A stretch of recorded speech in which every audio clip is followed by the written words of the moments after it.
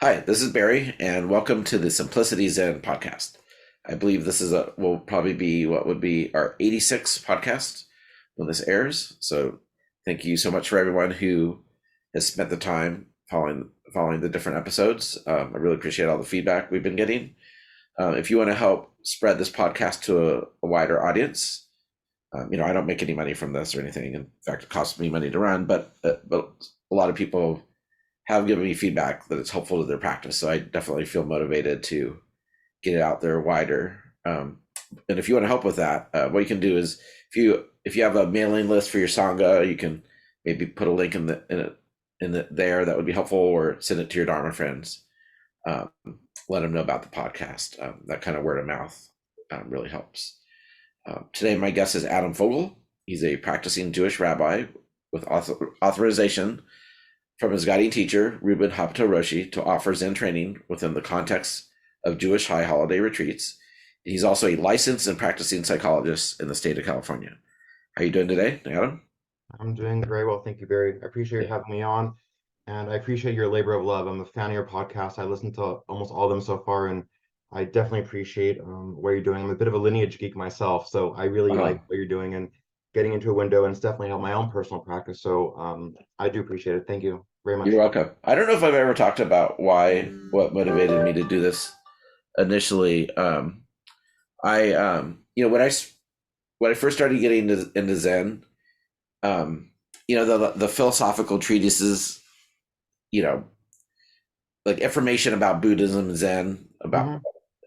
didn't speak to me at all. Like, Yeah. but what really motivated me to start practicing was like narrative accounts of people's practice Hmm. journeys. Yeah. You know, um, reading about the people's experiences in the three pillars of Zen. Obviously, for like a lot of people, I'm like, oh, like it made it feel like a real thing that people could actually Hmm. do. It wasn't like this abstract, you know, metaphorical thing that someone could do. It was like something real available to people.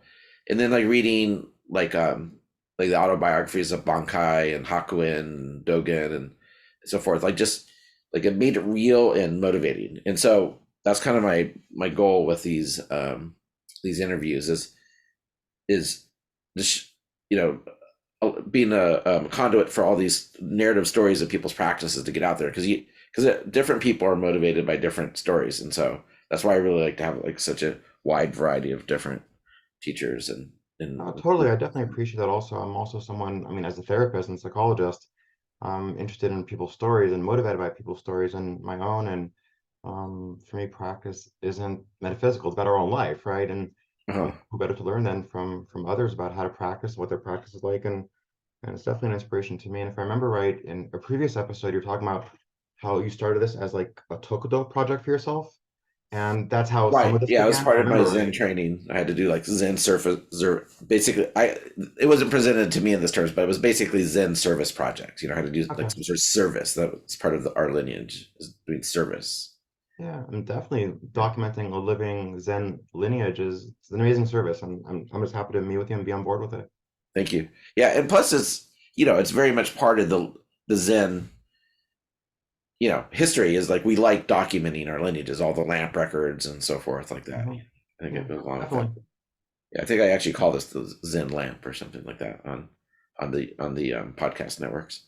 Um, Great. So I'd like to learn more about you. So you're a Sure. practicing psychologist right now.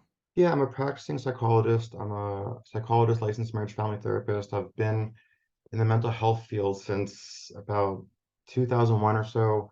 I have a private practice that I do here in Visalia, Central California, mostly Hmm. telehealth, work with clients from all ages, from little kids 7 to when my oldest is like 97. Uh-huh. So yeah, I work and live my day-to-day life as a psychologist and practicing therapist and enjoy it very much. What would you say, if you could sum up what brings people to you? Like, what are they looking to solve? Wow, interesting question.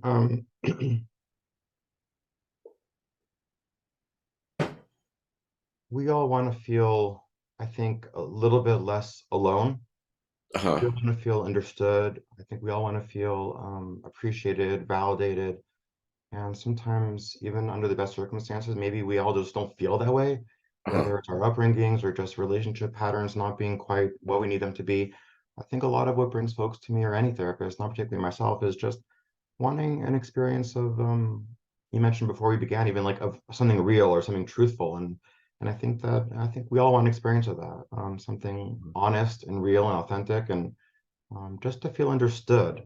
I think it's Uh-huh. one of the biggest needs that we have, just to feel understood and appreciated and wanted, especially by those that we care for the most.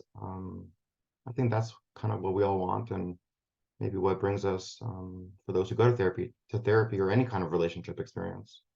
Mhm. How important do you think the different modalities are versus, do you think it's the modalities that are helping, or do you think it's the human to human relationships that are helping, Mm, or both? I mean, it's it's kind of funny when you a say funny human to question. Sorry, human, you it's think not of, binary. What's that? yeah, no, it's not, I don't think it's binary at all. And when you say human to human, I'm thinking of just even Zen practice, how it's like, hand to hand, right? Heart to heart, mind to Uh-huh. mind. Uh-huh. But I think both are important, in therapy, both not didactics, both actual technique and modality, and also the relationship. The research will show, yeah, it's really the relationship that matters and trumps over everything. Uh-huh. Yet at the same time, is I think people need different languages to speak, and different modalities of therapy kind of speak different languages. For some people, they need someone as a therapist who's kind of more directive and active and right present and a little bit more like interactive. And for others, they need a space just to be themselves and even just be quiet for, 10, 20, 30 minutes together. Uh-huh. I think both are important because they speak to different situations, experiences, personalities, problems. I mean, if someone's depressed, then they need someone to help with depression, Mhm. not something different. Or I think we need, the correct answer for the correct problem.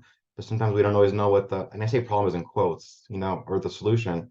Um, you know, it's like mind and medicine cure each other, right? I think sometimes we need the right medicine for the right person, and for one person, the right medicine is very different. It could be poison for another. Uh-huh. So maybe a long-winded way of saying both. Uh-huh.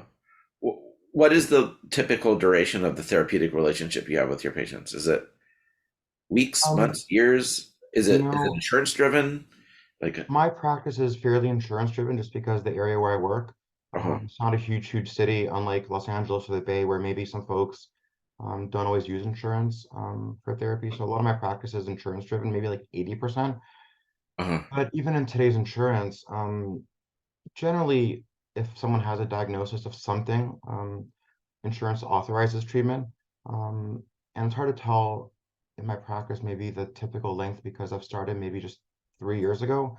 But Uh-huh. typically it's anywhere from uh, 3 to 6 months to 2+ years. Okay. So it can So be it's not several quick. months or It's even not like a quick years. intervention. It's you're building a relationship. It's for me at least, it's more Yeah. relationship based, whereas other therapists and other modalities that people practice may be more like, okay, we want to really define something very specific and help target that behavior and help you with this symptom. For me, I think that's the beginning of treatment, and that's where maybe it ends. I'm sorry, that's where it begins more than ends. Uh-huh. And what methodologies or approaches do you like to take? I like to utilize more of a psychodynamic approach, which has its roots in Sigmund Freud and Freudian Uh-huh. psychology. Um, a Can lot you of sum it Freud up in things. like a sentence or two, like what the Sure, philosophy is behind that? sure. Life is a mystery. We don't always know why we do what we do, but it can be fun and challenging to find out for ourselves. Is it bringing subconscious motivations into conscious awareness? Is that a dynamic of it? Yeah, psychodynamic therapy is about bringing things that are unconscious into awareness so that we don't repeat patterns. It has its roots in the idea that how we are, who we are, is really influenced by our upbringing, and especially those important relationships from earliest in life, usually moms and dads, and if we're younger siblings, even older siblings and uncles and aunts. But kind of we're really influenced by relationship patterns in earliest of life, and they Uh-huh. kind of imprint on us in a way that we repeat similar patterns growing up. And that also, when we don't always experience the best circumstances growing up, the best relationships, the most nourishing relationships, sometimes we get hurt. Life Uh-huh. is, weird that way. We all suffer sometimes, we all hurt sometimes, and even under the best circumstances. And it's about how to um, kind of learn the patterns of what we do to perpetuate that hurt at times also, and how Uh-huh. to be more aware of that so that we can be of greatest help to ourselves and others. Uh-huh. So you've been practicing Zen since 95, if I remember, right? I was first introduced to Zen in 95 and kind of practiced maybe a year or two later, but yeah, around the mid Yeah. 90s. So I mean, you've been in this game for a long time, and I know I believe you finished the Quran curriculum and all that stuff. So you Um, have a pretty deep. yeah, I have. I'm not sanctioned as a teacher in that way, but I have finished the formal curriculum and Yeah. continue to study it. And in my tradition, you can study it two, three, four times and more over. So Yeah. it's never ending. Yeah. Well, the reason I bring it up is I mean, the point is you've been around the block with Zen and you're a psychotherapist. So, kind of with that basis, what would you say is how would you compare and contrast spiritual growth and psychological growth? Is there a difference? Are they the same thing? Are they working on different dimensions? It's funny, I kind of anticipated you'd ask that question just hearing your podcast, and every time you have I'll say a shrink type person on the podcast, and I Uh-huh. don't say it as a pejorative. I actually like kind of calling myself a shrink type person. Uh-huh. Uh, and I wish I had a good answer, but um, I'll try my best. I think Okay. that psychological growth and spiritual growth are very different, Uh-huh. yet complement one another, right? I'm trying out a metaphor just for right now, so bear with me. And I'm kind of verbalizing it as I go along with you. So I'm thinking of Dogen Zenji's fascicle on the Genja koan, where Uh-huh. he talks about to study the Buddha ways, to study the self, to study the self, forget the self, to forget the self, enlightened by the myriads of things. And Uh-huh. in a way, to study the Buddha ways, to study the self is kind of the work of psychology. Maybe Uh-huh. to really, really study this Uh-huh. self in my own skin, in this person, in this experience of my life, my thoughts, my feelings, sensations, perceptions, my very life. And that is studying the Buddha way. And that might be in some ways, yeah, putting our behinds on the cushion, but also therapy, really learning about ourself, right? Uh-huh. And maybe spiritual practice might be similar yet complementary, but different. Is to study the self is also to forget the self, and it's not all about me. It's not all about who I consider to be me. So in a lot of ways, I believe they're different, but they complement one another. Mm-hmm. Um, there could be situations where people have years and decades of practice and maybe psychologically aren't the most astute. Uh-huh. And also likewise, folks that are, you know, been in therapy or as therapists or clients for decades and may not have the same kind of awareness as someone who's practicing on the cushion would have. So I think they go together, but they're different. They point to different things. They point to different truths, but Mm-hmm. that complement one another. Mm-hmm. It's great. I mean, you said you're not authorized to be a Zen teacher, but that's not true. I mean, you do have authorization to offer Zen theme Jewish retreats. I Yeah, don't want you to undersell yourself. I mean, you're definitely on that track, and you are. maybe that's a Gedricon for my life, underselling. I don't know. Yeah. Um, that's part of my own life practice, not underselling or overselling myself, and that's a Uh, lifetime of work. But yeah, uh, when the Jewish high holidays came up this past year, I'd approached my teacher, Ruben Abidaroshi in Dallas, and said that I was considering, doing something for the community and offering something to the Jewish community and larger, and doing as a Zenkai or like a day-long retreat. And he was completely on board and allowed me to do that and gave me the freedom to do that and encouragement and permission to do that, for which I'm really grateful. So yes, thank you for pointing that out, and I appreciate the reminder not to undersell myself. yeah, and I get it. When I was first kind of pushed into doing some teaching stuff, I was very reluctant and uncomfortable with the situation. So I totally Yeah. get it. 'Cause, I mean, it's a crazy thing. Um, No, to I remember coming to the yeah. Zendo the first time and thinking like, oh my gosh, this is like crazy and unbelievable. And this was the Zen Center of Los Angeles, and a lovely place, and just with all the robes and the incense and that was really foreign to me, and thinking, oh my gosh, like these people have everything together and they're not anxious at all, and they're wonderful like Zen monks and just perfectly peaceful. Uh-huh. And Little did you know. No, sir. little do I know that we all have that. We all are Right. anxious and got our quirks and have our hurts and sufferings and joys, and um, the facade may have lightened in some ways, but Mhm. yeah, um, it's an interesting game. This practice is, yeah. Yeah. So regarding the distinction between psychological and spiritual growth, this is here how it's kind of played out in my own life, and Yeah, Feel free to disagree or whatever if you sure. don't agree with this point of view. But what the analogy that I like to think of is like imagine that there's like this um, like a lot of in a lot of psychological um, experiments, they have this device where you hold it's a rod and you hold on to it. Okay. It gets hotter and hotter and hotter, and it's able to get so hot that it really hurts, but it doesn't actually damage you. Okay. And they use this like to test what's going on with the brain with pain, how much pain can people take, and so Okay. forth. Which there's a whole bunch of interesting things about what meditation does to the brain and how we process pain. But that's Yeah, another yeah. discussion. But anyway, but using this device as a thought experiment, I think it kind of might illustrate how psychological and spiritual growth has worked in my own life. So let's say you're holding this and it's getting hotter and hotter and hotter. Psychological growth or psychological healing is letting go if it gets too hot, right? Like, it's if you're hurting, it makes sense to let go. Like if you can feel better, by all means, hmm physically or psychologically, let go and feel better. Yeah, as long as you're not hurting other people in the process or whatever. So that to me, that's psychological growth or any sort of health type growth where you're hmm or moving towards health is if you can make things better, do it. But where Zen has come into play in my life is when you can't let go, when you like your hands like tied to the bar or something, like because we're all going to face or and constantly face things that are out of our control. Our own hmm old age, sickness, and death, other people's old age, sickness, and death. Climate change, hmm inequality, racism, just hmm abuse. These things are unavoidable, and that like facing these unavoidable things is where I think the deeper depths of spiritual growth is really where I see it, at least. Yeah. What do you think of this analogy? And feel free to disagree. I'm You know what? I don't know that I don't think I disagree with that at all.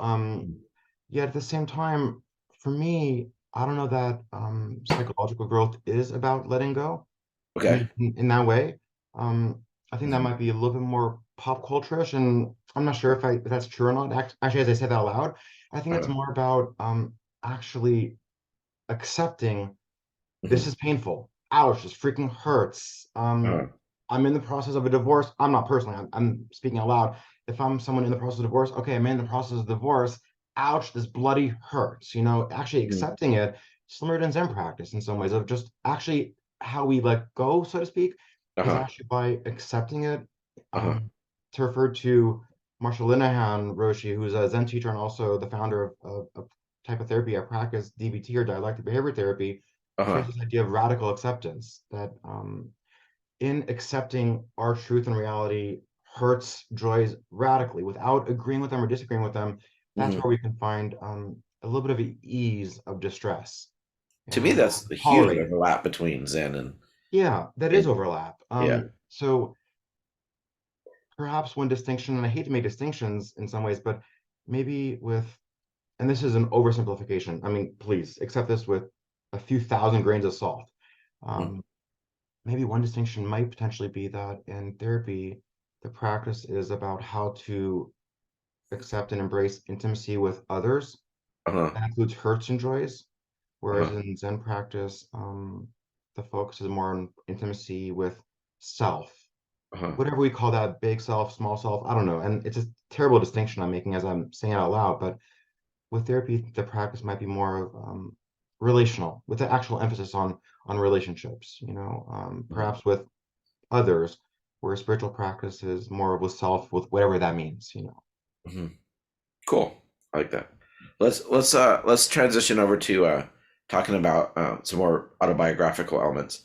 So Sure. would it be presumptuous for me to assume, given that you're a rabbi, that you're Jewish? I am Jewish. I don't know if that would be presumptuous, but I am Yeah. Jewish. Right. Born and raised Jewish. I actually would maintain a dual belonging Uh-huh. of both Jewish and Buddhist. I Uh-huh. don't see a distinction in that. Where And did you grow up? I grew up in Los Angeles, born and raised in LA, Okay. in a Jewish family, in a Jewish neighborhood, Jewish parents, Jewish schooling. Was it reform or was it more strict or I don't know, You strict, know, more traditional? in my family, both my parents are Jewish. My dad is Israeli and my mom's American. And especially in those days, which is like the late 60s, early 70s, different than now, but still there. for Israeli Jews, you they didn't have the reform movement or conservative movement like we do in America. So it's Oh, they kind of don't. Interesting. split off, more like secular, and and like Orthodox, or like observing of rituals. So in a lot of ways, the Israeli way is you learn the tradition in a quote right way, even if you don't do it. At least you Uh-huh. know the traditional way, you know the right way, even if you don't do it. That's very much like the Israeli way. So I grew up going to Orthodox Jewish schooling, not practicing at home, but learning the Uh-huh. traditions, going to Orthodox schooling, learning about the rules, and which really enhanced my spirituality in a lot of ways because it gave me a lot more metaphors to work with, a lot more rituals to work with. Uh-huh. So I went to Orthodox schooling through eighth grade, and then for high school, went to a Reform high school, That which was was a a huge private Jewish change. school. What is it? A private Jewish school. Yeah, I went to parochial schooling throughout my childhood. Yeah, Uh-huh. yeah. And did you guys keep kosher and keep the holidays and so forth? We didn't keep kosher at home. We did go to synagogue for the high holidays. We had, family dinners for Passover, for the Jewish New Year, for Yom Kippur, Day of Atonement. So we kept a lot of the holidays celebrated, but in terms of like dinners and celebrations, and did go to synagogue for the high holidays. Yeah. Hmm.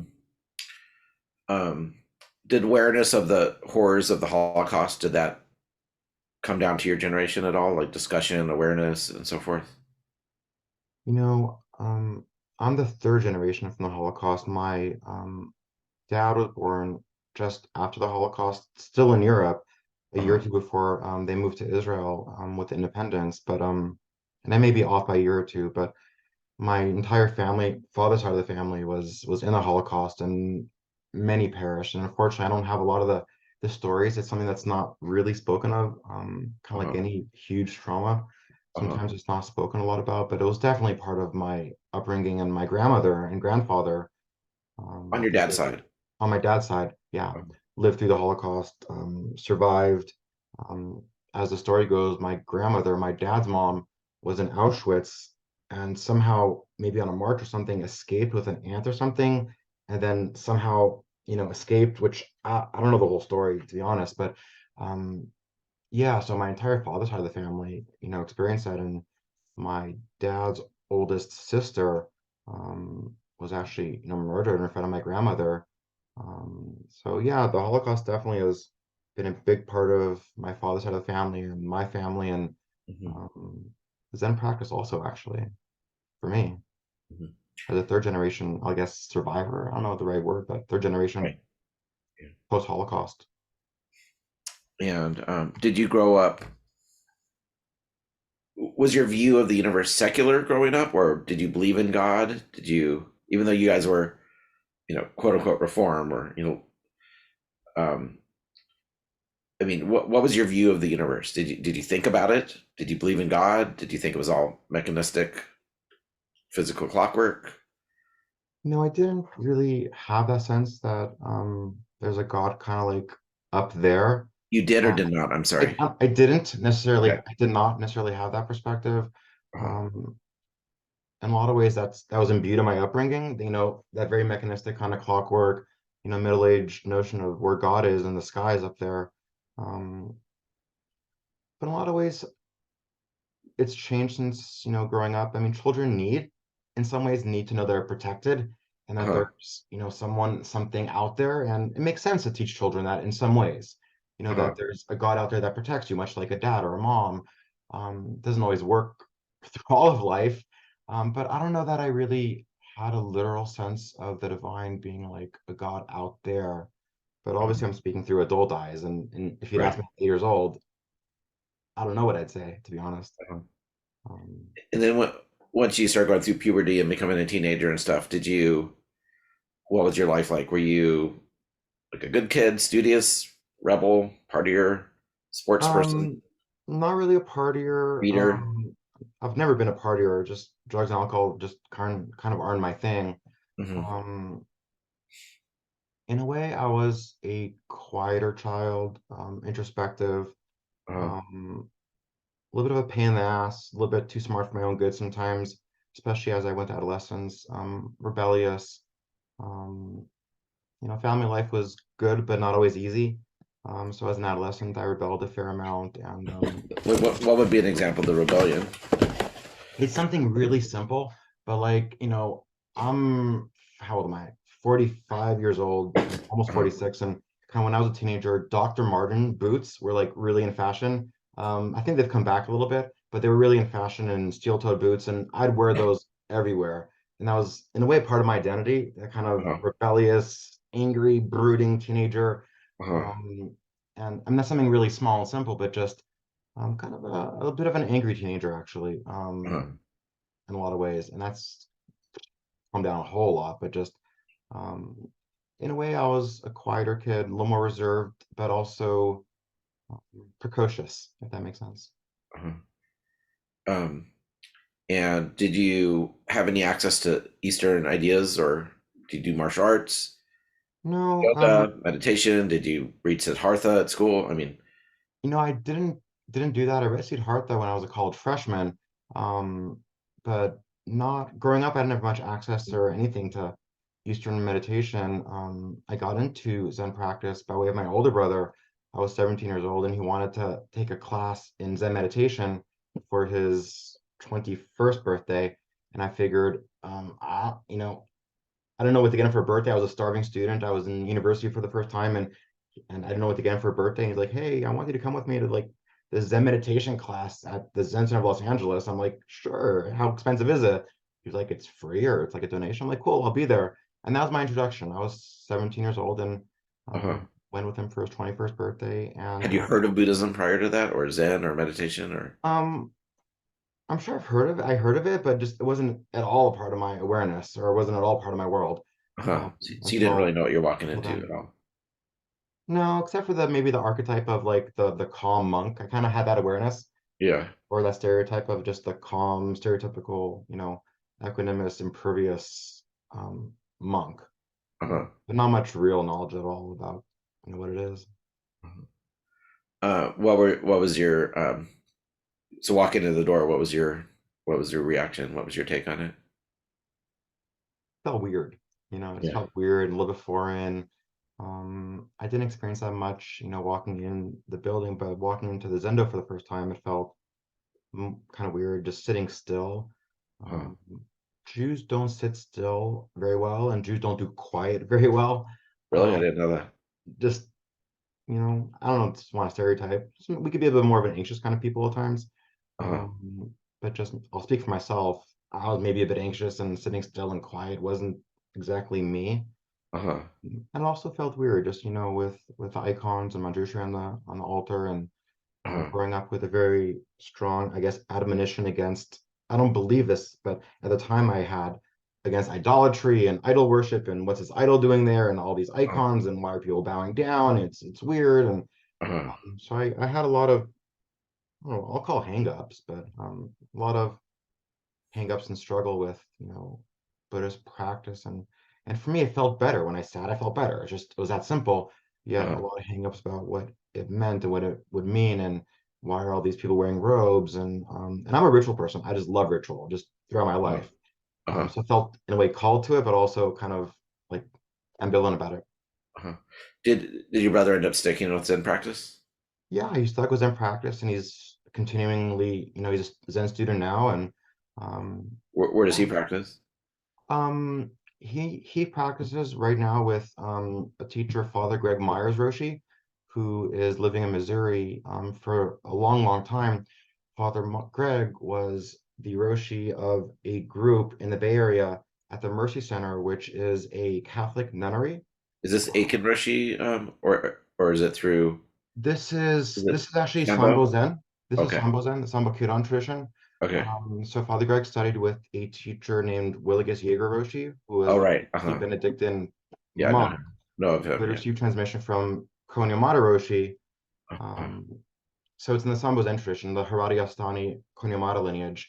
And I also studied with Father Greg Myers Roshi until he retired a couple of years ago. But yeah, Uh-huh. my brother studied, as did I, at the Mercy Center community in the Bay Area, where I still practice and do online Zooms and retreats and everything.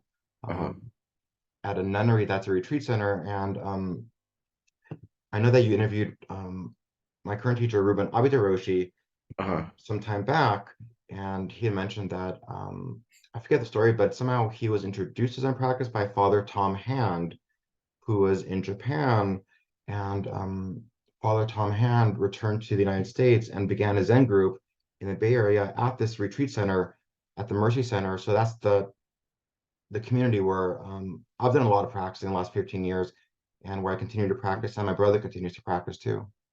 Hmm. So we both kind of stuck with it, with breaks here and there, just for life and grad school and Sure, right, right. establishing careers. It's not like, straight time. Sometimes we weave in and out, but yeah, we're both continuously, practicing Zen students, and Uh-huh. and it's been really cool having a sangha mate and a brother in one. Interesting. Yeah. So did you, when you went to college, did you knew you want to be a psychologist right away, or did you have kind of a winding road to that? I didn't quite know what I wanted to do. I think I had at first like 10 different majors, from international relations to business, international business, poli-sci, psychology. I kind of was all over the map, but ended up getting my degree in psychology with a minor religious studies. I Where? think Where? at I got my degree from Excelsior College in New York, Uh-huh. but that's a university that acts kind of like as a clearinghouse for units elsewhere. But I did most of my study, or most of my undergrad, at California State University Northridge at CSUN in LA. Oh, that's unusual or confusing. I'd gone to school fairly young. Actually, what happened was I was at a private school in my Huh. junior year, but the private school was really small and kind of went out of business, or so to speak, and kind of would just Okay. leaving me in a little bit of a lurch.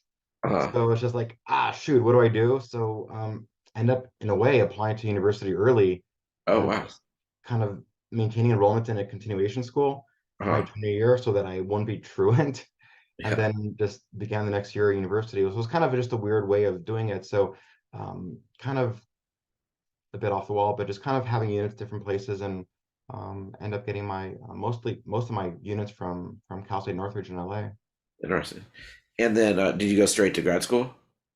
I went straight to grad school. I did a master's in psychology, marriage family therapy, also in LA, and became a licensed marriage family therapist. Uh-huh. And as part of that, there's like a supervised internship experience. And while I was nearly finishing accruing those hours, it's like 3,000 hours, I began my doctoral program, my PhD in clinical psychology, and eventually gained my psychologist license, and got that in 2009, and have been practicing since then in all sorts of environments, in all sorts of kind of Mhm. psychological environments. What was your motivation to become a psychologist? Um, Probably personal experience, growing up. I entered therapy for myself around the same time I started Zen practice at about 17. And that's why in some ways they've always gone hand in hand for me. For me, Hmm. therapy and Zen practice have always been hand in hand, kind of like, like a sandokai, like the foot before and foot behind a walking, just always just hand in hand, foot to foot, Hmm. together yet different in some ways. And um, kind of personal experience, and just um, looking to heal myself. And at a certain point, I became aware and realized that this can be helpful for others, and that I can step into that and be of help and service to others in that way, and in pursuing grad school that way. Hmm. Great. Um, so after that initial visit, uh, that was part of your brother's birthday present. Did you continue with Zen practice right away, or was there a break, or what was your? What I would do is I didn't step into a formal Zendo or something for, I don't know, maybe a year or so. But Mhm. what I would do is when my brother would sit, I'd go to his apartment, sit with him. So it became something I did with him in a way to connect with him and for him, but not as much intentionally for myself. So it was more Mhm. of just like when he would sit, I'd be like, sure, let me sit with you. And was also kind of working through some of my own, I don't know, misgivings is the word, but some of my own hesitations around what it means to be Buddhist. My brother didn't have those kind of hangups I did. Mhm. And hang up isn't a kind word to say about it. I don't know, tensions maybe is a kinder word. He didn't have the same tensions as I did. And I'd come across at the Zen Center of Los Angeles like newsletter or something, that there's a Jewish rabbi who was a sensei, a Dharma Arif Bernie Glassman Roshis in Malibu, which is like an hour away from where I lived. So I kind of called on him as a way of saying, help. Hmm. I'm attracted to Zen practice. I'm attracted to Buddhism. I'm Jewish. This feels a little bit foreign, a little bit weird. There's I wouldn't say now, but idols and icons and all these kind of things. And he was very, very gracious, especially as a young kid, coming to him, calling him up and saying, hey, like, I need help. I don't know what to do. And he invited me to his home, and I spend, I don't know, maybe every month or so visiting with him, sitting with him, talking with him. Did he And have a sangha? he didn't have a sangha. He was a congregational rabbi when he first was ordained, I think in the 70s or so, in the Pacific Palisades in LA. But he wasn't really congregational rabbi type, if that makes sense. He did a lot of weddings. His joy was in doing weddings and celebrations and officiating. So Hmm. that was really his vocational karma in a way. And his name is Rabbi Don Anishalam Singer Sensei. So I'd go to Rabbi Singer's place, maybe once a month, and he was probably semi-retired, I think, by that point. Uh, Hmm. so he didn't have like a congregation or anything, but he still did a lot of weddings, and that was really like joyful for him, and it was real help to me. It was real help to me. Hmm. Um, do you do you remember your first 1 day retreat or session? I remember canceling the first three or four of them, signing up and canceling them. But I do remember my first session. It was actually at the Santa Monica Zen Center with my first, like, I guess, official teacher, Bill Hmm. Jordan, Billy Ocean Jordan, now Roshi. He was doing a weekend session, Friday to Sunday, and I had signed up. And um, yeah, I remember I was commuting, so it was kind of hard. But yeah, it was an interesting retreat, just being quiet for so long, and it felt good. By that point, it was maybe a year and a half after I had first been introduced to Zen, thereabout, and it felt right. It felt good. It felt good. Hmm. Was it a challenge for you? Mm, Do you have a lot of pain while sitting, either physical or the emotional? Like, physical challenge wasn't huge, huge, but it was there. More of the mind of just keeping my focus and keeping a little more concentrated. uh, Um, but and he it was your wasn't a huge challenge that way. yeah, and he was your first teacher. Yeah, yeah. Uh, what practices did he have you do? Um, He had me practice with counting the breath for the first long while, Hmm. and fairly quickly actually introduced me to my first koan. So Hmm. he was a koan is I'm sure, but he was teaching koan at the time. Is this And I was white with him. plum? White Plum, yeah. Yeah. He's a Dharma heir of G. Roshi in San Diego, who is a Dharma heir of Maizumi Roshi. Uh-huh. And you did he give you moo? Was that the koan? Actually, a different one, different than Mu. I practiced Mu with him.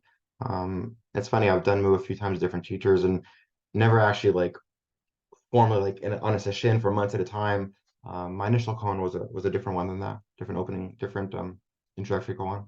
Do you feel comfortable sharing what it was? Sure. Um, s- Stop the sound of the temple bell from Ringing.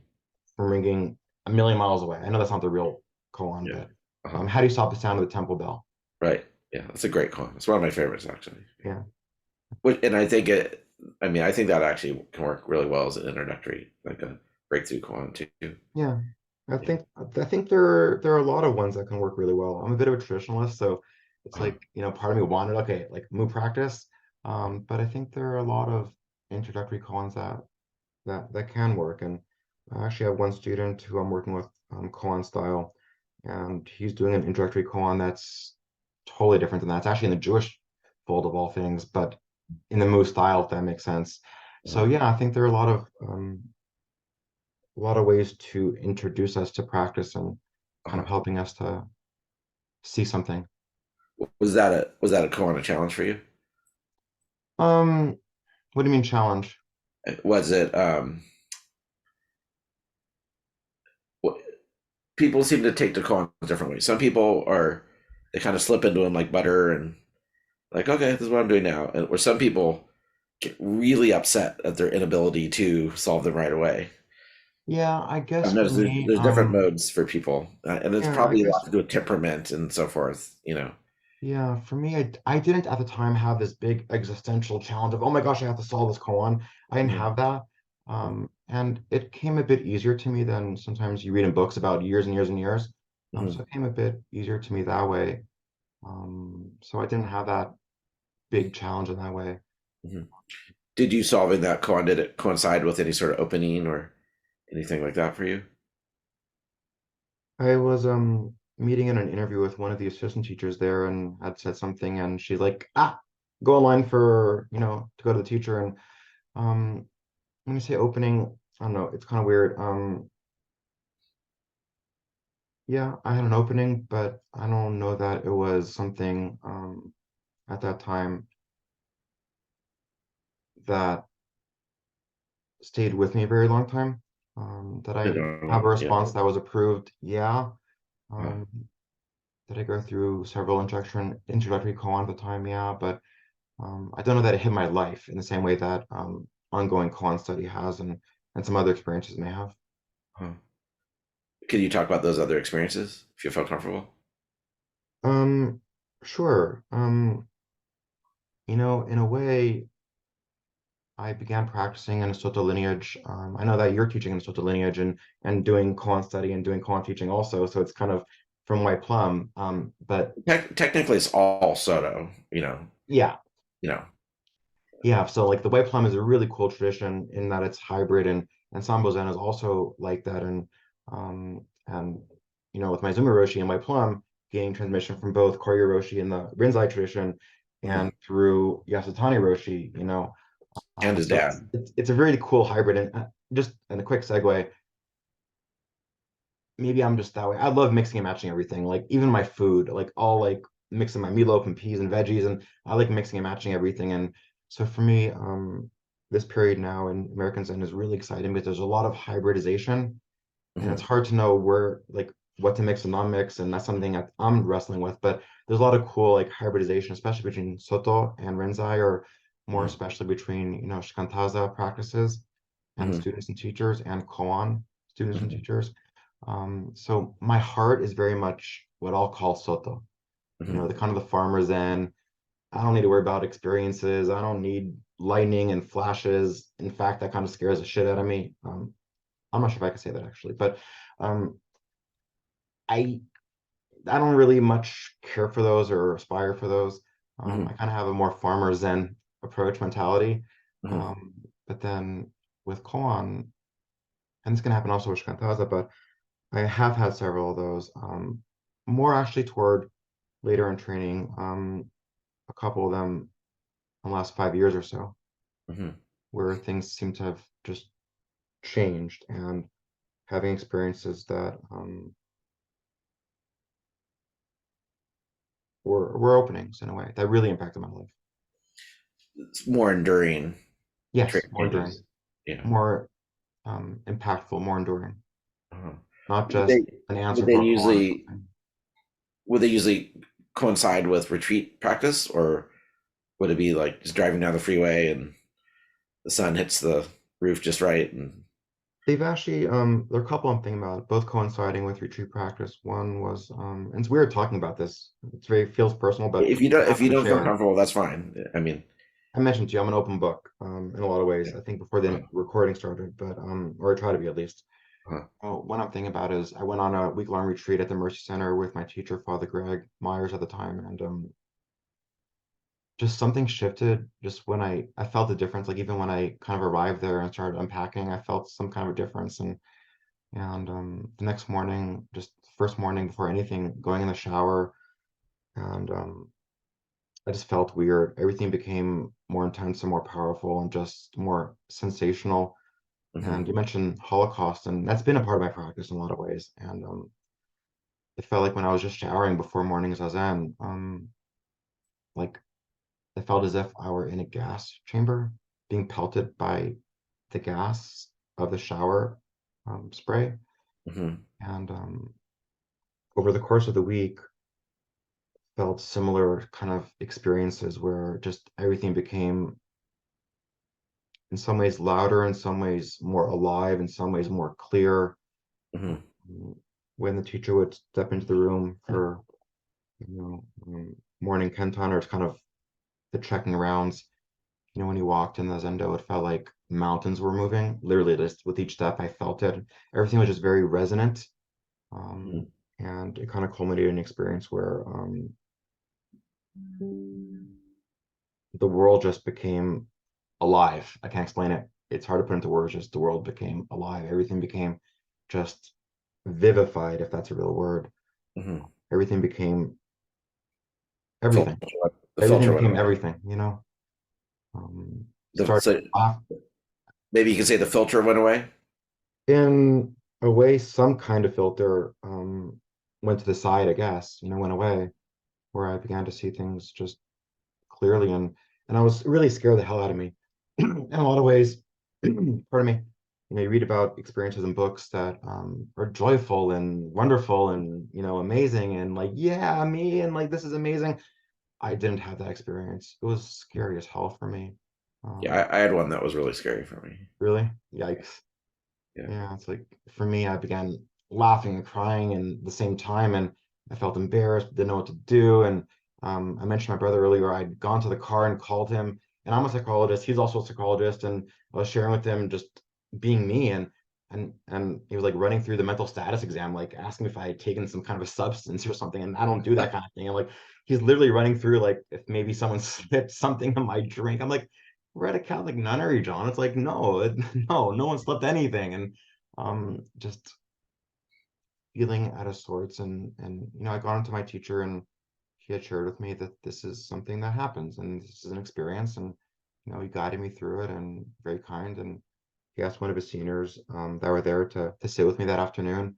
I didn't Mhm. feel comfortable being back in the Zendo. I just felt really out of sorts, and just, um, for a couple of days, and stayed a lot of the retreat in my own room. And Mhm. um, yeah, they could be scary too. And it's not, you know, experiencing the awe of life can be joyful, but also scary. It's not just, you Yeah. know, I mean, amazing. with these experiences, I've also had some that are, classically, unicorns and butterflies and Hmm. like the feeling afterwards. But with psychedelics, set and setting is a big deal, Hmm. and obviously, these openings are not, differ in some important ways than psychedelics, but I also think set and setting and preparation and mental space, they all make a difference because the moment of the opening itself is instantaneous, but almost right away there's some reconstitution of self, or Hmm. or Hmm. the way the universe is built in our heads, and um someone's not ready for it, it can be jarring, and Yeah, I don't have the experience of psychedelics. It's not been kind of my way. Well, always what, been say it more. again. I don't have any experience with psychedelics. It's kind of just never been my way. Right. Um, I kind of like feeling in control, good or Yeah. bad. And Yeah. that feeling of being out of control kind of scares me in some ways. And um, I have mixed feelings about where Okay. psychedelics and spiritual practice meet, and it's kind of mixed. Mhm. And um, I We're wouldn't want to. I didn't. I just never chosen to do that for myself. Yeah, which is fine. Yeah, I mean, where they do have a overlapping a little bit is um, they both open a window for Yes. Yes. deep neuroplastic changes, and Hmm. um, how that reconstitution period works, how that the window of neuroplastic opening is really crucial. Things can be put back together in a Hmm. weird way, but I they can think also that, be put together with enduring amazing change too. and that's where I think what's important is, being put back together. Sometimes in extreme situations, a person kind of never gets themselves back together, right? They kind Mhm. of stay in this, literally a psychosis sometimes, after substances. It's not the most common thing, but it can happen. Yeah. But I think in the return and the consolidation is important, whether it's a psychedelic experience or a spiritual experience of some kind without substance. It's that consolidation practice. It's that Mhm. consolidation, I think, is where we grow and repair and heal. Mhm. Kind of like in Zazen when, I remember the, where there's teaching or being at like a class for Zen meditations, it's when we forget our breath or something, our count, just return back. It's that return that's important. And I think that consolidation Hmm. important, no matter if it's a spiritual experience with or without substances. It's how do we reconsolidate and grow from the experience, what we take from it, for service of others and even ourselves too. But I think the Hmm. consolidation is important. It's Hmm. not just that experience of wow. It's like, okay, now what the F do I do with this? Hmm. How do I make it available for others and of use to myself Right. or others? Right. That's kind of where I come from. Hmm. Yeah, totally. Um, did you notice a difference with your koan practice after this experience? Um, I'm not sure that I noticed a particular difference in koan practice. Hmm. Um, I've always been one with koan practice to really, really make it my own. Hmm. Um, Not be very dry with them. Like, okay, fine, reading it, okay, I get it intellectually. Here's the answer. I try to make it my own, almost as if it really is my life, but Hmm. also in a psychological way at times, kind of psychologize koan. I guess my nature is to psychologize things. I'm a psychologist, so my Hmm. nature is to sometimes psychologize things for good or bad. Hmm. Um, so in a way, it became more. I'm kind of internalizing them a little bit more after that experience. Actually, I'm Hmm. kind of making it my own a little bit more. More embodied. More in day-to-day life, kind Hmm. of looking at where I can apply it more in my life. Hmm. Where does what this master says in this experience, how do I make use of it for my own life, for others or myself? Kind of internal, just metabolize it a little bit more, a little bit deeper, kind of Hmm. digest it a little bit more. Is kind of in some ways what's shifted since then. Hmm. So you've worked with various different koan teachers. Have you noticed a big difference in how they work with the koans? Like, Um, yeah, I'm not sure if it's how different teachers have worked with them, or maybe where I am and who I am is a little bit different. In studying. I first began quant study kind of as a college kid, and hmm. I would go through quant, but I don't know, it didn't feel very personal in a way. It was Hmm. almost like a rush for like competition for like when I could finish the next one. And Hmm. that's obviously not the goal or aim. And I then picked up quant practice in the Korean tradition in the early 2000s, and that's a little bit of a difference Hmm. between my experience of White Plum at the time and Korean practice, and then stepped away from formal practice for a while, and then practiced in a Soto San Francisco Zen lineage without koan for a while, and then Oh, you practice at San Francisco Zen Center? not at the San Francisco Zen Center, but Uh-huh. with Grace and Peter Shearson, who Uh-huh. were teachers in that lineage at the Fairmont They were in Center Central where I Valley, live. right? What is it? They were in the Central Valley, right? Yeah, they were in the Central Valley, and then maybe I'm maybe losing time, maybe like 5 years ago, retired to the Stanford area. Oh, I Um, didn't know that. Yeah, but they found the Central Valley Zen Foundation, Uh-huh. um, and the Fresno Zen Center, which is like a half hour from where I live, and in the same lineage, there's the Bodhi Oak Zen Center, which is in the same tradition. Um, yeah, so they found the Central Valley Zen Foundation, and maybe 5 or so years ago, retired to Stanford, the Hmm. Stanford area. Hmm. How did you find working in that kind of more modern Soto? I don't want to say traditional because Soto's changed so much over the years. I mean, I guess more classical Soto way versus Sure. White Plum as you've been. Yeah. And I realized I didn't really answer your question of difference in koan style. We could always go Oh, back to okay. it if you like, but Yeah. I, Uh, I, Either way, you take it whichever direction you want. sure. Practicing Soto from the San Fran lineage felt a little bit different for me. I wasn't used to it, Hmm. and I wasn't quite sure how to take it. Being a therapist, I wasn't, especially being a therapist, I wasn't sure the different what practice discussion is, because it's not Hmm. quite quant interview, it's not quite therapy, it's not quite spiritual direction, and I never really understood exactly how that experience of what it is, you Hmm. know, and how it's different and similar to therapy or other kind of relationships in a way. Hmm. So it was a bit hard for me actually to find that. It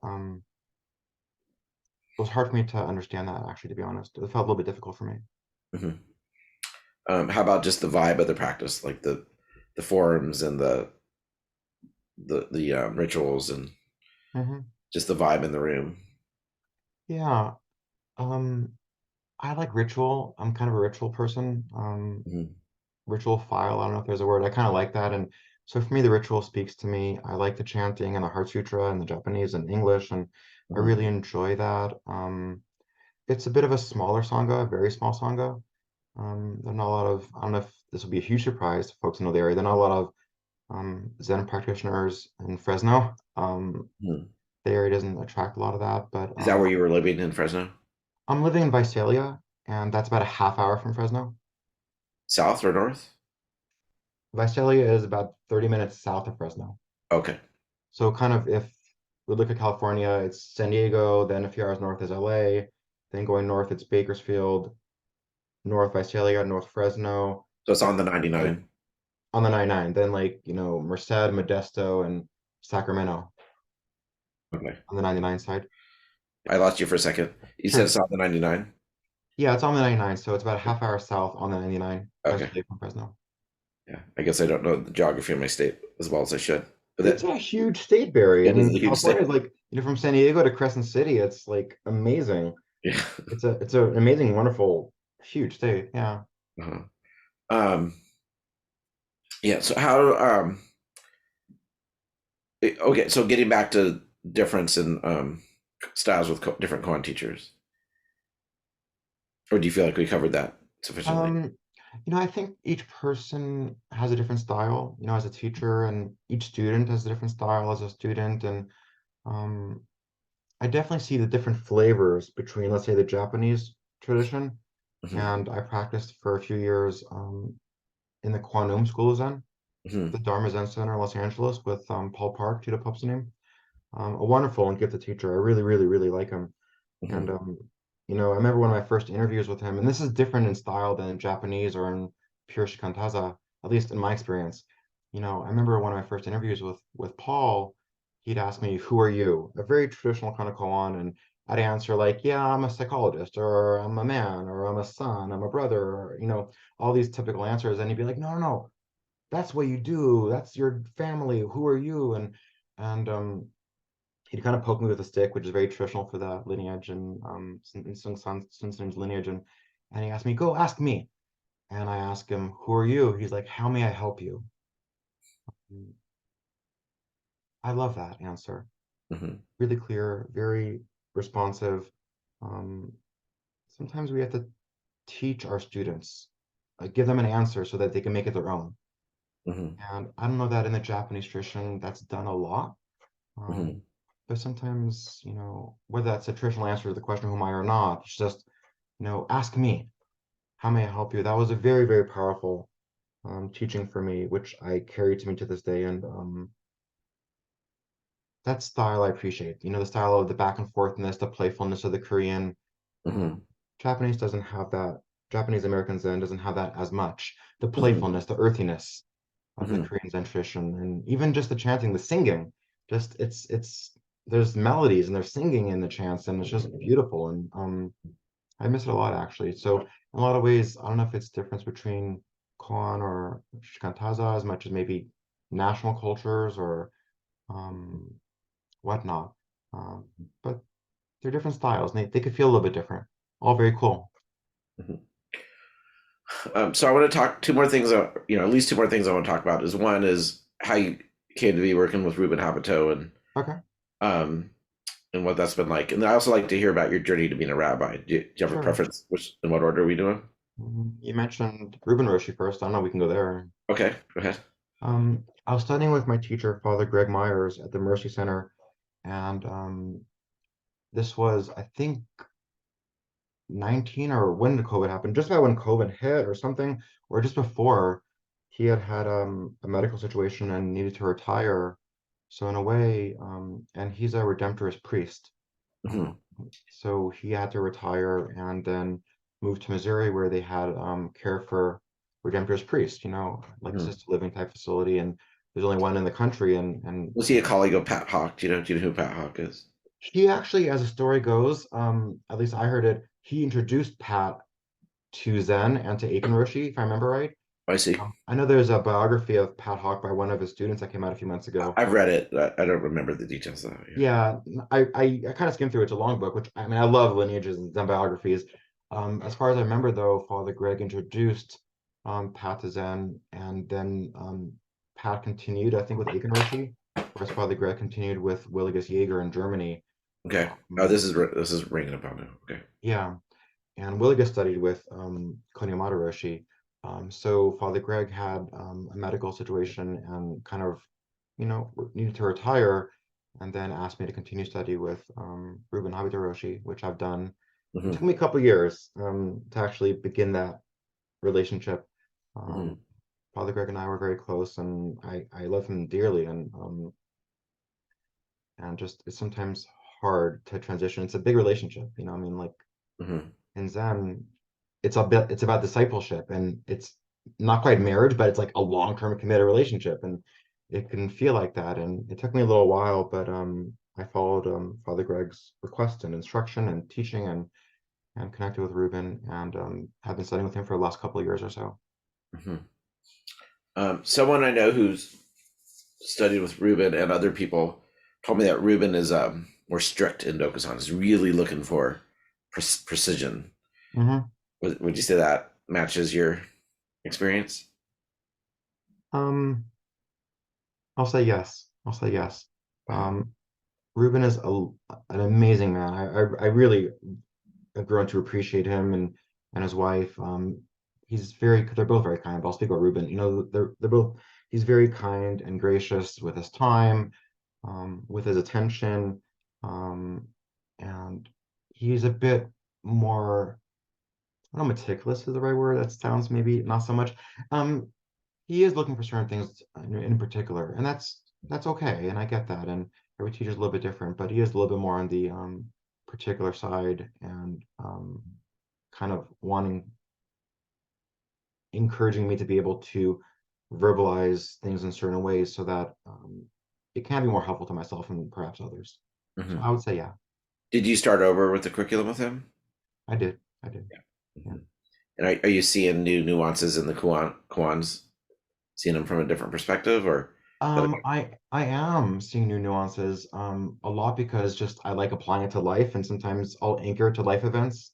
But also, he does emphasize a bit of a different approach to koan study, and I'm seeing that, and yeah, I'm seeing different things, and it's actually kind of cool to do it over again.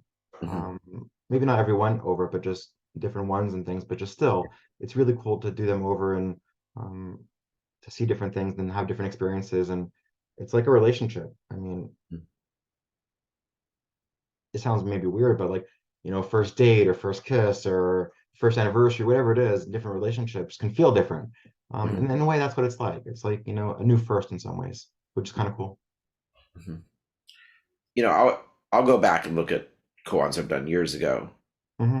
that I passed, and I'll see them with a clarity that I just didn't have back. Like I Yeah. passed them, you Hmm. know, but I think where before I would have more of an intuitive sense. Now, like I see really clearly in a way that I just didn't see at the time. But I guess that's just kind of how it works. Yeah. Because Yeah, you're I doing mean, Koan study now as well. In addition to being a Soto teacher, you're also doing Koan study. yeah, I mean, yeah, I mean, on a day-to-day basis, koans are my primary practice at this point. Very cool. Yeah. Um, I don't know if it's fair or not, but I'm curious about your experience, what it's like to, train Soto and also train in Koan. If you don't yeah. mind sharing, I'm not trying to flip the role here. No, that's I fine. promise. It's That's just fine. I find it Well, curious. so I mean, I started Zen practice in San Francisco Zen Center, or Suzuki Roshi lineage style Zen. I at first I At Kwang Roshi, not with Kwang Roshi. no, well, no, that was the second. Yeah, Okay. so I started up in Humboldt County at Arcata Zen Center, and Okay. that was Maylee Scott was the kind of visiting teacher up there, and so that's very traditional Soto.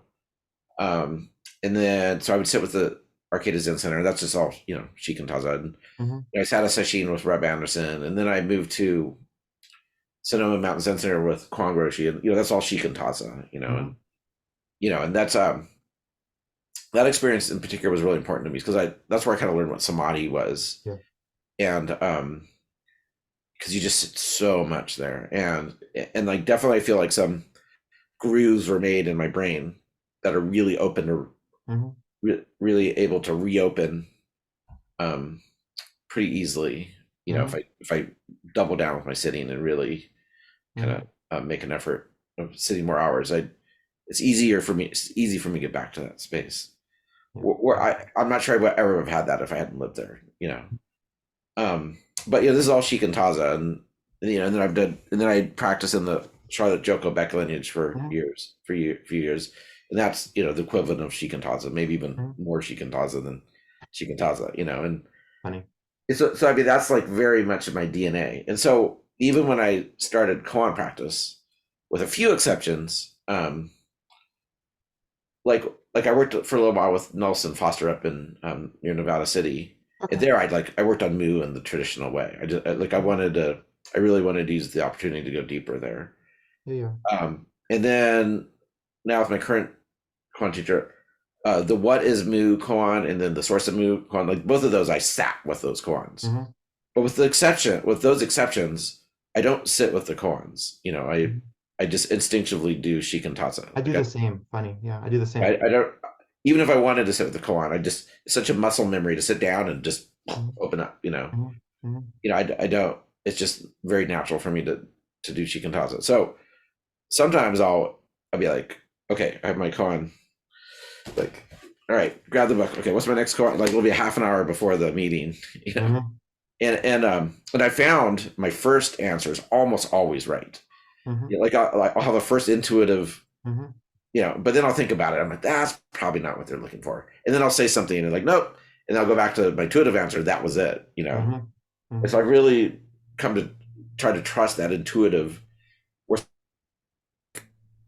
precognitive just intuition.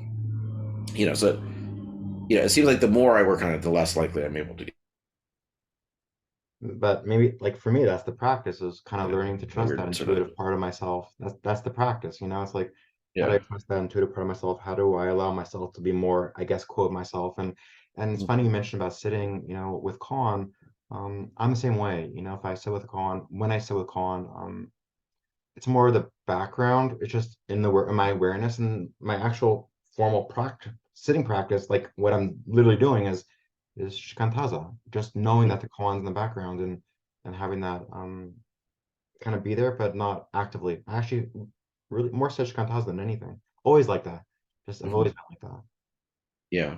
Yeah. I mean, like my approach to shikantaza is, I mean, city meditation is not terribly different than my approach to just walking around in the world. Mhm. And if I'm sitting a lot, I don't even have to make the effort. It just kind of it's just a Mhm. natural outflow. But if Mhm. like during the summer, like I'm a raft guide in the summers, Oh, my cool. schedule gets all messed up and I get exhausted, so I don't sit as much as I Hmm. typically do in the summers as I do in the rest of the year. Yeah. It's almost like an annual cycle for me. Hmm. And I'll notice when I'm not sitting every day, or I mean, I typically sit every day, but if I'm not really Hmm. putting energy into it, Hmm. I'll notice there's less of that effortless samadhi just like welling up. It takes more effort It's to kind of like rafting to as your be. summer ongo. Yeah, I guess so. Right. Um, I appreciate you sharing that. I'm just very yeah, curious. I'm a very curious mind and just appreciate learning that about you. Thank you. yeah, yeah, my pleasure. Um, yeah, so Rabbi, um, Yeah. you mentioned in an email to me, you felt like God was missing from your practice. Am I remembering that quote correctly? Yeah, I did. Okay. I did write that, and that was true. It does feel like sometimes God is missing from my practice. I think what happened was maybe I had moved from Los Angeles to the Central Valley. I was away from formal practice for a little while, like 5 or something years, just with grad school and getting life together, and started up, studying with the Shearsons, with Peter Shearson Sensei, Hmm. Fresno Zen Center, and felt as though there was something missing from practice that I would call God. When I was a college kid, I guess starting out, it sounds weird to say, a little bit precocious and arrogant, but I had a sense that I wanted to be a psychoanalyst, Buddhist priest, and a rabbi. I just had that sense as like a college kid that they were vocational poles for me. And whether or not that's possible, who knows, but just feeling drawn, both to Zen practice and Buddhism and also to God. And Mm-hmm. in a way, when I resumed formal practice after about a 5-year break, it felt a little bit missing. And Mm-hmm. Peter had asked me to follow up with Norman Fisher Roshi, who's the former San Francisco Zen Center abbot, or maybe it was Mm-hmm. Sahara, I forget. But What's the when question? I think so, Peter sent me to Norman Fisher Roshi, He was who's at Green Gulch Abbot. okay, Green Gulch. Okay, I wasn't Yeah. sure which of the three places. Yeah. And I did a Zazenkai with him. I'm not sure if it was one of his Jewish ones through an organization he has called Makom Or, like a Jewish Mm-hmm. meditation place, or one of his ones at through Everyday Zen at the retreats, and I forget which one, but I just had a retreat with him and met with him and in a way gave myself permission to allow God in my Zen practice. Could And you could you define what? So God is one of those words that means different things to different people. Could you define God and maybe compare it to kind of Jewish, or I'm sorry, Buddhist cosmology, how it would fit? um, really interesting question, and I may have a really inadequate answer. Okay. Um, but I'll say this: for me, Zazen is the experience of moment by moment experiencing God. With each breath, Zazen for me is Mm-hmm. experiencing God, divinity, whether it's called Christ, Allah, God, Buddha nature, whatever it is. For me, it's just, and I don't want to be theoretical, but like it really is experiential in my body. Just it's the experience of the divine moment by moment. Mm-hmm. Maybe different than traditional way of seeing it, but very experiential way of experiencing God. And there's a Jewish theologian, Martin Buber, who wrote a book called I and Thou. And when we treat others and experience others as a you versus an it, that's where Mm-hmm. God appears. So in a lot of ways for me, where me and you meet, that's me and you, Mm-hmm. Perry, me and you, wherever I am, whoever or whatever's in front of me, where me and you meet is God. Mm-hmm. Whether that's sitting zazen, whether that's doing this interview, whether that's going to the grocery market, whether that's um, being in a session for work or whatever. For me, where me and you meet is God. And Mm-hmm. in I guess comparing it to Buddhist cosmology, Is it um, something you can sense? it's an experience for sure. Mm-hmm. Yeah, it's an experience. Mm-hmm. Um, Is it something that has characteristics? I'm not trying to make this into Dokusan, sorry. no, it's okay. Um,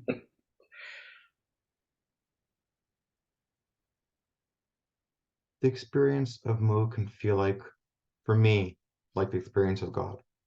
Mm-hmm. The experience of Mu, the experience of God can be felt is very similar. And whenever we put a label to something, um, it kind of jars it or taints it.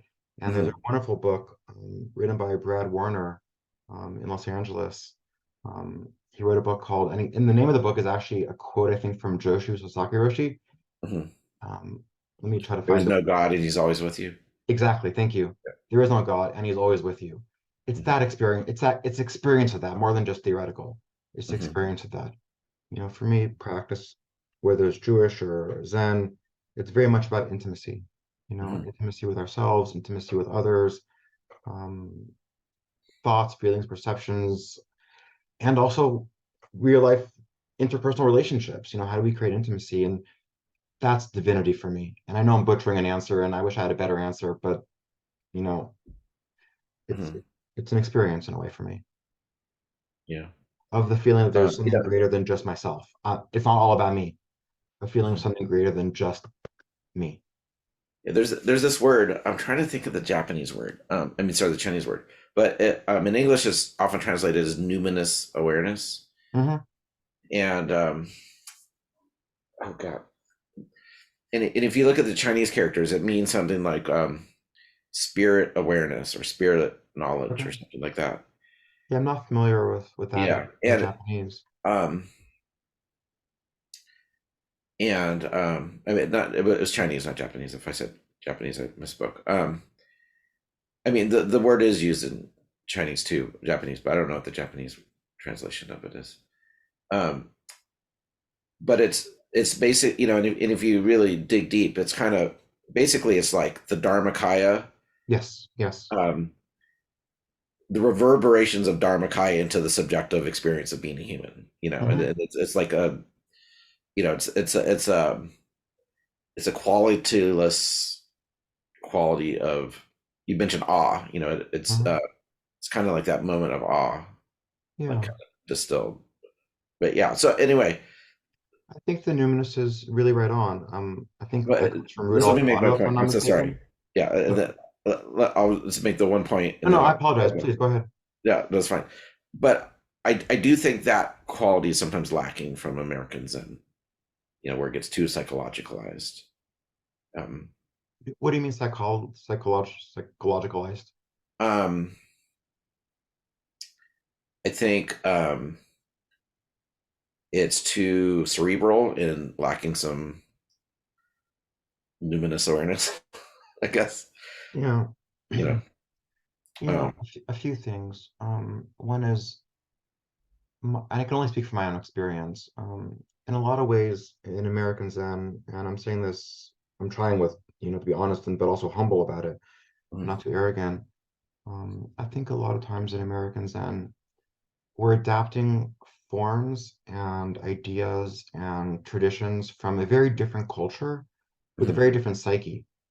You know, in Japanese culture and psyche, Korean, Chinese, they're very different cultures with different, I guess, I'll say archetypes, but just not be, let me find a different word for that. Um,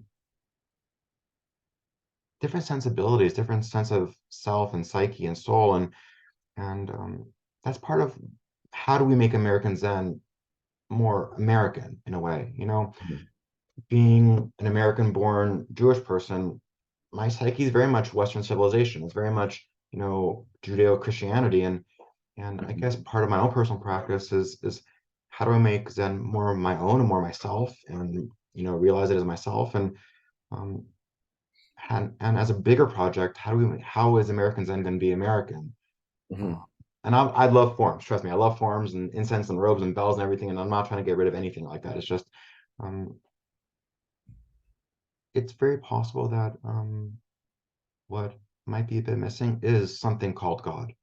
That's mhm, our culture. We have 3,000 years of God in Western Civ, and I think that's, I don't know how to say this, and my words aren't so clear, but um, I'm not sure that we can have an American Zen without something that's similar to God, because you know it's not Asian, it's different. We have to, our culture, our psyche, our symbols are just different. I'm sorry, it's not very clear. yeah, I feel you.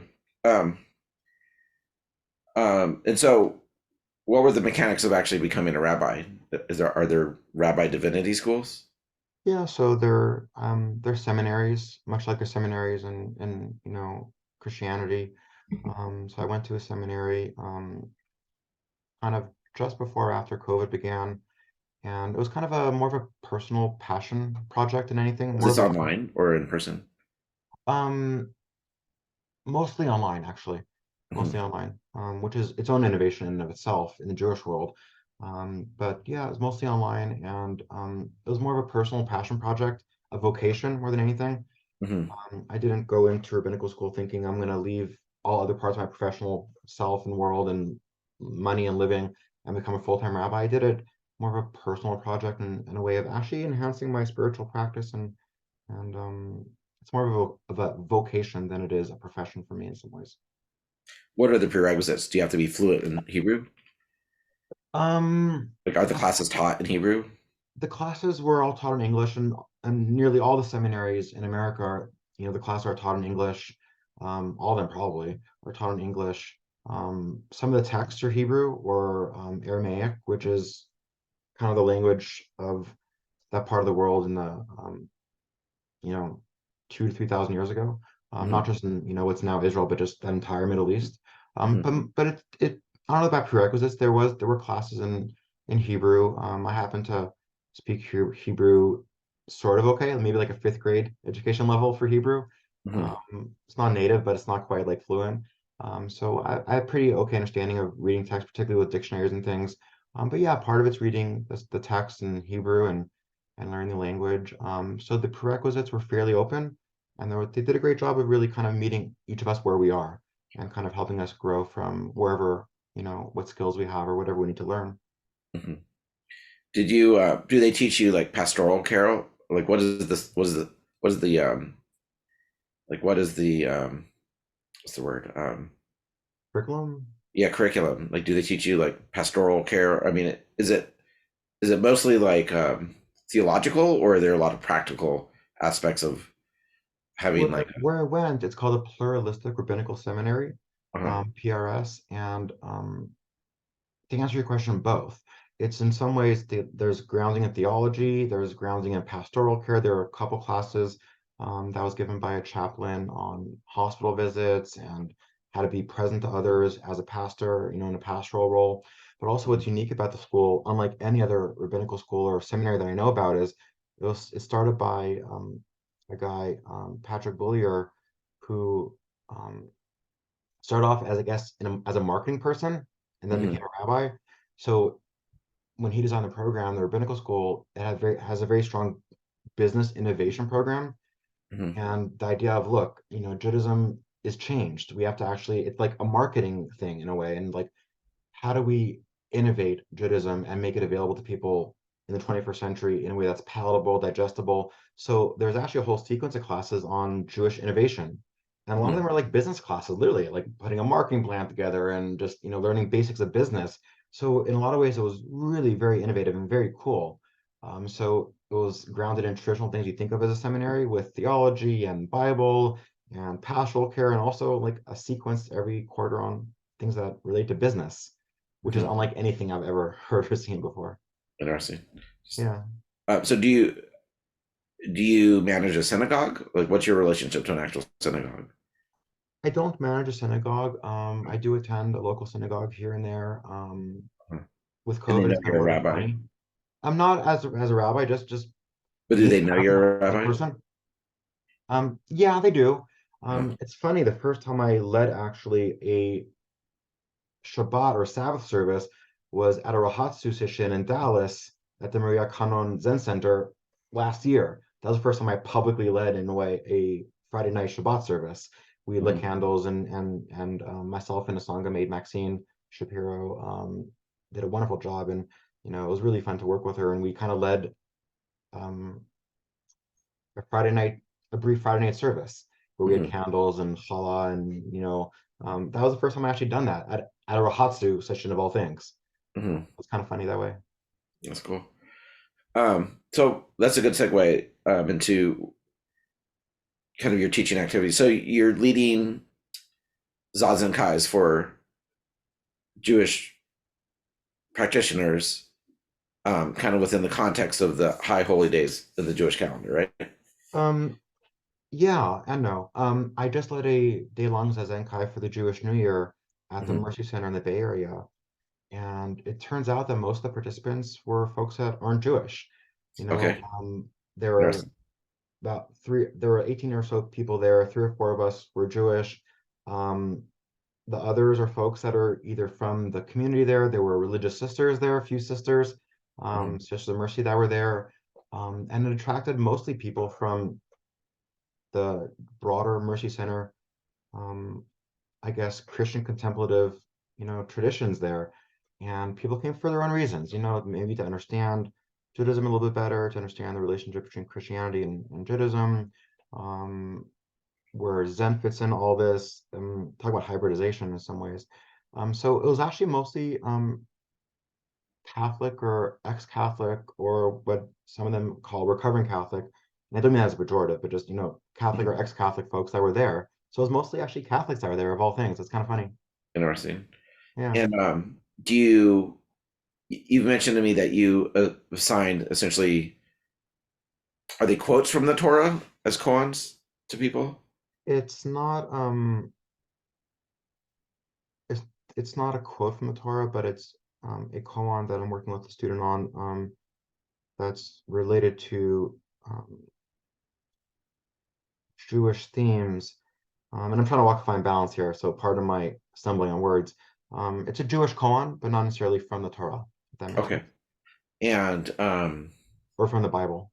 right. And But that being said, I'm actually working on a project with Ruben as a mentor of what it might look like to develop um, koan from the Bible. You like a know, curriculum. like maybe like a book of or collection of koan. Huh. In the Jewish lectionary cycle, there are 54 chapters or 54 like readings. Mhm. And what would it be like to have a collection of 54 koan from the Hebrew Bible? And does the Imagine Hebrew one from Bible Genesis or largely Noah or what is that? does the Hebrew Bible largely correlate to the Old Testament? The Hebrew Bible, yeah, Hebrew Bible and the Old Testament are the same thing, just Okay. different names for something similar. Yeah. Yeah. Are they organized in the same chapters? Depending if you look at a Protestant Bible or a Catholic Bible, sometimes the Protestant canon, Catholic canon, Jewish canon may include or exclude certain books from the Bible and Mhm. have different orders. And I'm not expert at that, but there might be just some minor variations, but generally the same, Okay. to Because my knowledge. I've always thought the parable of Adam and Eve, um, I think there's a lot of I think it kind of sums up the human condition really clearly Hmm. based on my seeing it through Zen. Yeah. How so for you? Um, well, I mean, so humans have an original grace Hmm. that's covered up, like the eat from the tree of knowledge, Hmm. another Yeah. conceptualization, dualistic conceptualization, kind of covers up an inherent purity, Hmm. and what do you do with that? And I mean, I think I, I think the person who wrote that parable pretty clearly saw reality as it really was. Yeah, I mean, I think the You know, story of the Garden of Eden and the fruit and the tree of knowledge, very powerful and that's where quote. death comes in. I mean, Like what death is doesn't exist unless you're conceptualizing it. I mean, but if we look at dukkha, right? mhm, One way of looking at that, as I see it, is kind of alienation. mhm, Suffering through alienation. We're kind of disconnected. Where we suffer is where we disconnect and where we add all this extra judgment and words and things that separate ourselves from others and ourselves. And that is, if we take it a theoretical place, a story of how we become separated from the divine, from something greater, from ourselves, and mhm, how we must sometimes be separated from ourselves, and how when we gain that knowledge, our eyes open, so to speak. We spoke about like opening experiences. mhm. Adam and Eve's eyes were opened. They Right. ate from the tree of knowledge. I think there's a lot there. Yeah, I definitely see some koan opportunities there. Yeah, Just that and parable by itself could probably produce four or five. yeah, Yeah. I mean, Yeah. several. I mean, what would it be like to have Genesis as an opening koan series? And I know I'm speaking really like, I don't know, out there, but what would that be like? I mean, starting with the creation of the world, right? I mean, um, Mhm. in the beginning there was nothingness, and Right. God's breath and spirit hovered the world and created light and day. I mean, imagine working with that, studying with that, internalizing that, metabolizing that. Mhm, Oh, who is God? What is God? What is God's breath? mhm. What is light? What is day? What is night? Dark, all sorts of things. And I think they point to very early primitive as in primordial themes in our life. And also we're beginning, in the book of Genesis and the Bible, it's a story in a way of how we go from this kind of cosmogonic, this kind of union, and kind of separate further out and begin a relationship with something greater than ourselves. It's like eternal you that loves us and that cares for us, and is very fallible too. You know, it's how do we go from not one, not two, not zero in a way. Awesome.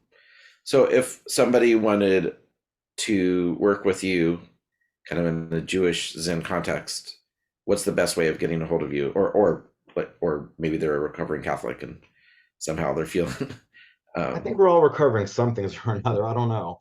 it's through your website. Is that the best? Yeah, I Is it, do have a website that I kind of maintain a blog at, mindfuljudaism.com.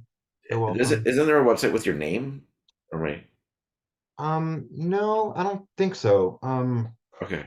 I have a like my private practice directory online that has my name, but Maybe uh, that's what okay. Wait a perhaps minute, that. so But what's the website where people could reach you? sure, it's Okay. mindfuljudaism.com, and they can email me at adam@mindfuljudaism.com. Okay. And my contact information is there. They could also email me at dr.adamfogel.com. That's another way. Hmm. But yeah, I welcome hearing from folks, and if there's anything I could do to be of service or help, that's I guess why we're all here, right? Right. Awesome. Any last words before we kind of sign off here? Anything? You, I want to express my appreciation to you, Barry. I guess that's what I want to say. Just I really appreciate you doing this and your invitation, your hospitality. mhm. This is an important project, and I really appreciate your time and you're Right. doing this. Thank you. Likewise. Thank you so Thank much. you. Thanks, sir.